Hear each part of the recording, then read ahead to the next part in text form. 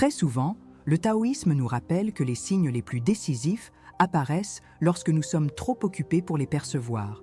Et c'est pourquoi certaines rencontres du quotidien agissent comme des invitations silencieuses à revoir la structure de notre propre conscience. Lorsqu'une personne se trouve face à un symbole qui paraît simple mais insiste pour demeurer dans la mémoire, un appel implicite surgit à observer ce qui a été négligé. Dans de nombreuses cultures, ces rencontres sont traitées comme des points de bascule qui réorganisent la perception. Le nœud infini, lorsqu'on le voit pour la première fois, provoque généralement cette pause involontaire dans l'esprit. Il n'exige ni croyance ni préparation, seulement de l'attention. Et c'est dans cette attention que se produit l'impact initial. La question qui surgit: pourquoi cela m'a-t-il marqué? Ouvre la porte à toute l'expérience que nous allons explorer ensemble aujourd'hui. La chaîne Solstice existe pour vous conduire dans ce type d'investigation avec clarté, rigueur symbolique et profondeur accessible. Ici, nous traitons les symboles comme des dispositifs de langage et de perception, capables d'illuminer des aspects de la psyché et de la réalité qui demeurent habituellement implicites. En prenant part à cet espace, vous cessez de consommer les symboles comme de simples illustrations et commencez à les utiliser comme des outils de lecture de l'expérience humaine. Le nœud infini est l'un de ces instruments structurants. Il traverse les siècles parce qu'il remplit encore une fonction: révéler des motifs qui relient processus internes et phénomènes externes. Pour ceux qui ont le sentiment que la vie est conduite par des automatismes, l'étude du nœud infini fonctionne comme un outil de repositionnement. Il révèle comment les cycles émotionnels, les relations et les décisions s'influencent mutuellement, permettant à des schémas cachés de devenir visibles. Cette visibilité rend l'autonomie à l'être. En reconnaissant la manière dont vos propres processus mentaux s'entrelacent, vous retrouvez la capacité d'infléchir la direction de votre propre histoire. Cette clarté se manifeste dans le quotidien, dans les dialogues, dans les attentes et dans les limites que vous posez. Ainsi, comprendre le nœud infini devient une pratique de lucidité appliquée. L'urgence à regarder ce contenu vient du fait que les symboles structurants se laissent rarement expliquer d'eux-mêmes. Et manquer cette occasion revient à continuer de s'interpréter avec des cartes incomplètes. Le nœud infini est l'une de ces cartes fondamentales, et le laisser-passer équivaut à renoncer à un langage qui pourrait réorganiser votre vision de la réalité. Le contenu d'aujourd'hui propose une lecture précise de ce symbole dans sa fonction philosophique, psychologique et spirituelle. Si ce type d'investigation résonne avec vous, vous abonner à la chaîne Solstice garantit que votre parcours d'études demeure structuré et cohérent. Chaque vidéo fonctionne comme un module de formation symbolique, conçu pour élargir votre capacité de lecture du monde. Aimer ce contenu aide la chaîne à atteindre celles et ceux qui recherchent eux aussi une compréhension lucide et responsable des symboles. La continuité de ce chemin dépend de votre participation active. Et ceci n'est que le début de tout ce que nous pouvons encore décoder ensemble. Il existe des témoignages de voyageurs du XIIIe siècle décrivant la première fois où ils ont vu le nœud infini sculpté sur un autel tibétain, et la précision avec laquelle ils relatent cette rencontre indique que quelque chose dans cette forme dépassait le champ purement visuel. Ils ont remarqué que le symbole semblait soutenir l'air autour de lui, comme si chaque entrelacement suggérait une histoire plus vaste que ce que la surface permettait d'observer. Ce type de témoignage n'apparaît pas comme une exagération, mais comme une réaction spontanée face à un objet qui condense toute une logique du monde. Lorsque nous analysons ce contexte historique, nous constatons que l'impact ne venait pas du mysticisme, mais de la sensation de se trouver face à un langage que l'observateur ne maîtrisait pas encore. Cette sensation est importante pour comprendre l'exposition initiale de notre sujet. Elle illustre le moment où le symbole se présente comme une énigme. En contextualisant le nœud infini dans ce scénario, nous entrons dans la phase d'exposition.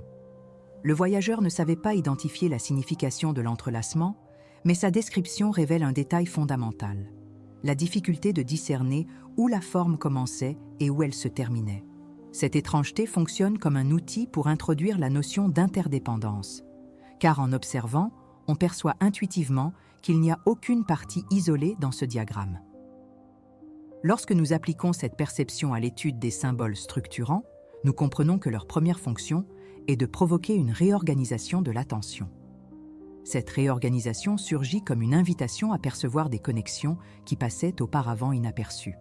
Le problème apparaît lorsque l'observateur tente de séparer le dessin en parties et échoue à plusieurs reprises, réalisant que la logique habituelle d'analyse ne s'applique pas. Cette tentative frustrée révèle un second niveau de la structure symbolique. La reconnaissance que les méthodes linéaires n'atteignent pas les phénomènes qui opèrent par des relations circulaires. Le nœud d'infini cesse alors d'être simplement une image et se transforme en une expérience cognitive. Cette expérience démontre que la compréhension exige un changement d'approche et non une augmentation d'effort. Le problème naît précisément de la tentative d'ajuster le symbole aux catégories connues. L'énigme visuelle se transforme en moteur d'investigation mentale. La difficulté de définir un début et une fin expose la limitation d'enfermer des processus complexes dans des structures rigides. Mais le conflit n'apparaît pas comme une confusion, plutôt comme la reconnaissance que de multiples sens coexistent sans s'exclure mutuellement. L'ambiguïté surgit lorsque l'observateur du symbole réalise que le nœud infini peut être lu comme carte, chemin, processus ou mémoire, selon le point focal et la disposition intérieure. Cette multiplicité n'invalide aucune interprétation. Au contraire, elle révèle la nature relationnelle du symbole. Il ne se referme pas sur une seule signification car il représente des dynamiques qui ne se manifestent jamais de façon isolée. En étudiant cette qualité, nous comprenons pourquoi les traditions spirituelles ont utilisé ce symbole comme ressource pour entraîner l'attention et le discernement. Il oblige à reconnaître que comprendre ne consiste pas à accumuler des définitions, mais à percevoir des articulations. Lorsque nous élargissons ce raisonnement, il devient évident que la tension et l'ambiguïté travaillent ensemble pour produire un changement de perception. Ce changement est l'objectif profond de l'étude des symboles structurants, car il enseigne à percevoir des processus mentaux qui sont rarement observés. Le nœud d'infini fonctionne alors comme un catalyseur d'auto-analyse en révélant l'architecture invisible des relations internes. En affrontant l'énigme du dessin, l'observateur affronte également l'énigme de ses propres conditionnements. Le récit historique démontre que cette expérience est récurrente au fil des siècles. Il montre que l'esprit humain réagit de manière similaire face à des structures symboliques bien construites. Ces principes se connectent directement aux façons de percevoir, de décider et d'interpréter les expériences quotidiennes. Ce qui suit approfondit ces articulations et livre la compréhension fonctionnelle du nœud infini dans sa dimension philosophique et psychologique. Lorsque nous regardons le nœud infini comme un modèle de vie psychique, nous constatons que nombre de nos problèmes surgissent de la tentative hâtive de défaire, ce qui, en réalité, a besoin d'être compris. Une réponse courante à l'inconfort consiste à couper des relations, nier des émotions ou isoler des décisions, comme s'il était possible d'extraire une seule ligne du dessin sans affecter le reste. Cette stratégie, apparemment pratique, procure généralement un soulagement immédiat. Ensuite, elle produit une fragmentation interne, car elle rompt la perception des connexions qui soutiennent un sens plus large. Une autre façon récurrente de gérer le conflit est de tenter de contrôler tous les facteurs environnants, ignorant l'interdépendance naturelle entre personnes, contextes et états mentaux. Dans ce scénario, l'esprit entre en hypervigilance, renforçant anxiété, culpabilité et épuisement, tandis que le système nerveux demeure en état d'alerte prolongée. C'est comme tenter de maintenir le nœud infini immobile par la force, alors que sa fonction est précisément de montrer flux et adaptation continue, ce qui intensifie les symptômes que nous voulions soulager. Une troisième réponse courante consiste à rechercher des distractions constantes, remplissant chaque intervalle de silence de stimuli pour ne pas entrer en contact avec l'entrelacement réel des expériences. Ce mouvement fragmente encore davantage l'attention, affaiblissant la capacité de percevoir les relations de cause à effet entre choix, émotions et conséquences. Les neurosciences montrent que les cycles de fuite continue renforcent les circuits cérébraux d'évitement, rendant de plus en plus difficile de maintenir la concentration sur des processus profonds. Ce schéma ne réduit pas la souffrance et renforce encore la sensation de vide, car l'esprit perd sa référence de continuité. Dans le diagramme du nœud infini, cela ressemble à ne regarder que des courbes isolées, oubliant qu'elles ne prennent sens que comme partie d'une structure plus vaste. Lorsque le regard se fixe sur des fragments, le système psychique perd son intégration et génère des symptômes qui semblent déconnectés, bien qu'ils soient des manifestations d'un même nœud. C'est pourquoi toute solution qui ignore la totalité des processus tend à produire des effets secondaires, comme l'impulsivité, la répétition de schémas relationnels et la sensation de stagnation. Une alternative plus cohérente avec la logique du symbole est d'utiliser le nœud infini lui-même comme instrument de pratique dirigée d'attention, de reconnexion et de réécriture de schémas. Les recherches en neurosciences cognitives indiquent que des exercices combinant focus visuel, nomination consciente et réflexion structurée peuvent modifier les circuits habituels de pensée par le biais de la neuroplasticité. Lorsque nous utilisons une image stable comme encre, nous créons un point de référence qui aide le cerveau à organiser des informations dispersées en pistes de signification. Le nœud infini, en représentant interdépendance et continuité, devient un champ idéal pour entraîner cette forme de lecture plus complexe de sa propre vie. Dans cette pratique, l'inconfort est observé intégré à un contexte plus large de causes et d'effets, reconnu comme partie d'un réseau de facteurs. Ce changement de posture réduit les réactions impulsives et ouvre un espace pour des choix plus alignés sur ce que nous voulons soutenir dans le temps. La pratique que je propose maintenant s'appuie sur cette combinaison entre symbole, attention guidée et réorganisation cognitive. Réservez 5 minutes dans un environnement silencieux avec une représentation du nœud infini devant vous, imprimée, dessinée ou affichée sur un écran. Asseyez-vous avec la colonne vertébrale droite, les pieds posés au sol et les mains détendues, permettant au corps de reconnaître une posture de stabilité, sans rigidité. Durant la première minute, observez simplement le symbole, suivant du regard le chemin des lignes entrelacées, sans tenter d'interpréter quoi que ce soit. Ce traçage visuel régule l'attention et commence à synchroniser la respiration avec le mouvement imaginaire du tracé, ce qui favorise l'activation du système nerveux parasympathique associé à la relaxation. Ensuite, choisissez une situation concrète qui génère de la tension dans votre vie, quelque chose de spécifique, actuel et nommable. En pensant à cette situation, revenez parcourir le symbole du regard en vous demandant intérieurement quels autres éléments, personnes ou décisions sont connectés à ce point de conflit. Ce geste simple entraîne le cerveau à sortir de la lecture linéaire de causes uniques et à reconnaître des réseaux d'interdépendance, réduisant la tendance à la culpabilisation isolée ou à la sensation d'impuissance rigide. Après cette cartographie initiale, prenez papier et stylo et dessinez un schéma inspiré du nœud infini, enregistrant dans chaque segment un facteur lié à la situation. Pensée récurrente, émotion prédominante, action prise et conséquences observables. Cet exercice transforme le symbole en diagramme personnel et soutient un processus appelé réévaluation cognitive, largement étudié en psychologie comme stratégie efficace de régulation émotionnelle. Lorsque nous externalisons le schéma dans une carte, le cerveau cesse de fonctionner uniquement en mode réactif et passe en mode analytique, avec plus de clarté et moins de fusion émotionnelle. À partir de cette carte, identifiez un seul point du nœud dans lequel vous pouvez introduire un changement concret, petit et mesurable, comme ajuster une habitude de sommeil, une limite dans une conversation ou une réponse automatique. Cette structure de travail abandonne la tentative de contrôler tout le dessin et se concentre sur l'introduction d'intentionnalité en un point qui, inévitablement, se répercutera sur les autres.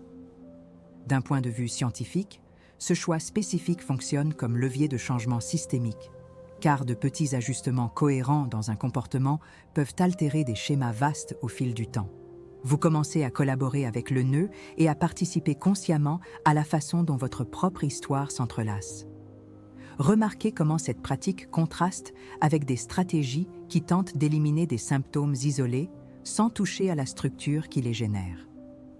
Cette proposition suspend la recherche de solutions rapides qui endorment l'inconfort et invite à un processus qui révèle les connexions invisibles qui soutiennent le problème. Cette approche diminue le risque de substitution de symptômes lorsqu'un comportement indésirable cède la place à un autre tout aussi nuisible, parce que le schéma sous-jacent demeure intact.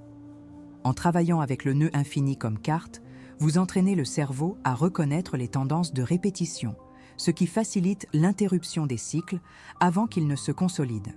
Avec le temps, cette forme de lecture renforce les fonctions exécutives comme la planification, la surveillance et la flexibilité cognitive, composantes centrales d'un esprit plus lucide. Ainsi, la pratique agit comme méthode pour réorganiser la perception, avec des effets cumulatifs sur les décisions et les relations. Chaque fois que vous revenez au symbole avec une intention claire, vous renforcez l'engagement envers un mode de vie moins automatique et plus conscient. Si vous appliquez cet exercice à une situation réelle, vous percevrez le problème comme un bloc moins opaque et plus proche d'un ensemble de fils qui peuvent être travaillés avec précision. Le nœud infini commence à agir comme rappel visuel que rien n'est totalement fixe et que tout répond à des ajustements progressifs dans la manière dont nous nous rapportons à nos propres processus. La question centrale change, de comment couper ce problème à comment repositionner ce fil dans l'ensemble, ce qui réorganise immédiatement le type de réponse que l'esprit recherche. Pour intégrer cet engagement, il vaut la peine de transformer la pratique en déclaration consciente, en enregistrant publiquement la décision de travailler ces nœuds avec responsabilité. Si ce contenu a du sens pour vous, écrivez dans les commentaires la phrase « Je choisis de voir mes nœuds comme des chemins de transformation » et permettez à ce geste de marquer le début concret de votre réorganisation intérieure. La première fonction de cet exercice est de déplacer le foyer de l'esprit des réponses impulsives vers un état d'observation structuré, permettant au symbole d'agir comme médiateur entre sensation, pensée et action. Cette médiation réduit la réactivité automatique parce qu'elle réorganise la manière dont le cerveau attribue du sens à l'inconfort. Dans le taoïsme, ce déplacement est connu sous le nom de retour au centre, un état mental dans lequel l'action ne naît pas de l'impulsion, mais de la compréhension des conditions qui donnent forme au phénomène. Dans le bouddhisme, il se rapproche de la pratique de sati, l'attention pleine qui met les schémas en lumière sans chercher à les contrôler prématurément. La pratique avec le nœud infini matérialise ce principe en offrant une structure visuelle stable où le flux intérieur peut être observé avec clarté. Ainsi, la technique fonctionne comme un point de convergence entre méthodes scientifiques de régulation émotionnelle et traditions contemplatives qui cultivent la lucidité. En examinant le diagramme du nœud infini dans le cadre de la psychologie, nous pouvons comprendre son utilité comme dispositif d'intégration cognitive. Le cerveau humain a tendance à simplifier des expériences complexes lorsqu'il est soumis au stress, réduisant des problèmes vastes à des explications linéaires qui reflètent rarement la réalité du contexte. Le symbole, au contraire, exige que le regard suive des interconnexions, renforçant les réseaux neuronaux associés à la vision systémique et à la pensée relationnelle. Cette activation répétée stimule la neuroplasticité, aidant l'individu à percevoir les schémas de manière plus fine et moins fragmentée. Ce processus se rapproche de modèles d'autorégulation fondés sur le mappage émotionnel et la restructuration cognitive. Dans la spiritualité orientale, il correspond à la reconnaissance que tous les phénomènes surgissent de causes et de conditions qui s'influencent mutuellement. En unissant ces perspectives, le symbole transforme la perception en pratique concrète d'autoconnaissance. La spiritualité bouddhiste offre un deuxième axe de compréhension en présentant le concept de coproduction conditionnée, qui décrit comment les événements mentaux et relationnels émergent d'interactions continues. Ce concept explique pourquoi tenter de contrôler isolément un aspect de la vie génère davantage de tension que de soulagement. Le reste du réseau demeure actif, maintenant le schéma d'origine. Le nœud infini visualise cette dynamique en montrant que chaque partie prend forme à travers sa relation avec les autres. Lorsque nous appliquons cette lecture au quotidien, nous percevons que les émotions, les souvenirs et les décisions ne fonctionnent pas comme des entités indépendantes. Elles s'enchaînent en séquences interdépendantes qui exigent des ajustements délicats plutôt que des ruptures abruptes. Dans le taoïsme, le même principe apparaît dans l'idée que la vie s'organise par des flux qui ne peuvent pas être compris à partir de points isolés. Le Tao n'est pas un objet, mais un processus continu qui se révèle lorsque nous observons les relations entre mouvement, pause, expansion et retrait. Le nœud infini fonctionne comme un miroir visuel de ce processus, présentant un flux qui ne s'interrompt pas et ne se fige ni en début ni en fin. À force d'observer le symbole, l'esprit apprend à identifier des motifs subtils de continuité qui passaient auparavant inaperçus. Cette compétence se transfère à la lecture de sa propre vie, facilitant l'identification de cycles émotionnels et comportementaux. Lorsque nous examinons l'impact émotionnel de cette pratique, nous constatons qu'elle modifie la manière dont le système nerveux réagit au conflit. En ralentissant la lecture du problème et en introduisant des couches de connexion, le cerveau réduit l'activation des circuits associés à la peur et à l'urgence, créant un espace propice à des réponses plus stables. Ce mouvement correspond à ce que la neurobiologie décrit comme la transition du mode réactif au mode réflexif, qui accroît la capacité de planification et de prise de décision. La spiritualité bouddhiste décrit un effet similaire lorsqu'elle parle de stabilisation de l'esprit, état qui permet de voir les causes sans se laisser emporter par les effets immédiats. L'articulation de ces champs montre que le symbole agit comme un instrument régulateur, capable de transformer l'anxiété en discernement. La pratique révèle également un aspect fondamental: la reconnaissance que de petites actions ont un impact considérable lorsqu'elles sont introduites dans un système interdépendant. La psychologie comportementale montre que des changements cohérents et ciblés modifient les schémas au fil du temps, même s'ils semblent peu significatifs au départ. Le symbole renforce cette logique en montrant qu'un seul point du nœud résonne dans l'ensemble de la structure. En intégrant psychologie, bouddhisme et taoïsme, nous parvenons à comprendre le nœud infini comme un outil de réorganisation perceptive qui agit simultanément sur les plans cognitifs, émotionnels et spirituels. Il ne fournit pas de réponse toute faite, mais élargit la capacité de lecture qui permet de produire des réponses plus ajustées. Ainsi, comprendre le symbole revient aussi à comprendre un mode de fonctionnement de l'esprit humain. Et cette compréhension vous prépare à approfondir encore davantage votre parcours dans les prochaines étapes de la vidéo. Arrivé à ce point du parcours, il devient évident que le nœud infini n'est pas une explication finale, mais un point de départ qui réorganise la manière dont nous percevons nos propres processus internes. Il nous rappelle que chaque mouvement de la vie s'entrelace dans quelque chose de plus vaste que ce que nous évaluons dans l'instant immédiat, révélant une dynamique qui ne devient claire que lorsque nous cultivons une attention élargie. Cette perception est le bénéfice le plus profond d'être allé jusque-là, acquérir la capacité de voir des schémas qui, auparavant, opéraient en silence. Dans le taoïsme, on demande quelle part du chemin se révèle lorsque nous ne cherchons pas de direction. Et cette question nous accompagne comme une invitation à l'enquête continue. La synthèse poétique qui émerge de ce parcours ne cherche pas à résumer le symbole, mais à révéler le point où savoir et silence se rencontrent pour produire de la lucidité. Le nœud infini montre que la vie n'a pas besoin d'être déchiffrée d'un seul coup. Elle peut être accompagnée, fil après fil, jusqu'à ce que les sens deviennent évidents d'eux-mêmes. Cette épiphanie n'arrive pas comme une explosion, mais comme un apaisement intérieur, où tout s'ajuste sans effort. En le percevant, vous entamez déjà un chemin d'auto-organisation qui ne dépend pas d'instructions extérieures, seulement d'une présence continue. En contemplant le symbole maintenant, cherchez à percevoir non pas le dessin, mais le rythme intérieur qui l'éveille, comme si chaque entrelacement reflétait un processus que vous reconnaissez déjà intuitivement. Cette contemplation silencieuse est l'espace où la pratique cesse d'être concept et devient compétence. Le taoïsme la décrit comme un retour à la naturalité, lorsque nous cessons d'interférer et permettons simplement au sens de se révéler. Dans ce contexte, le nœud infini n'exige pas d'interprétation. Il offre une orientation indirecte qui devient plus claire à mesure que vous vous approchez de vous-même. Et c'est de ce rapprochement que surgissent les intuitions qui façonnent décisions, liens et attitudes. C'est pourquoi c'est un bon moment pour rester quelques instants avec l'image sans désir de compréhension immédiate. À cette étape, l'invitation n'est pas de conclure, mais de poursuivre avec un autre type d'attention, plus raffiné et plus capable de percevoir des nuances qui se confondaient auparavant avec le bruit.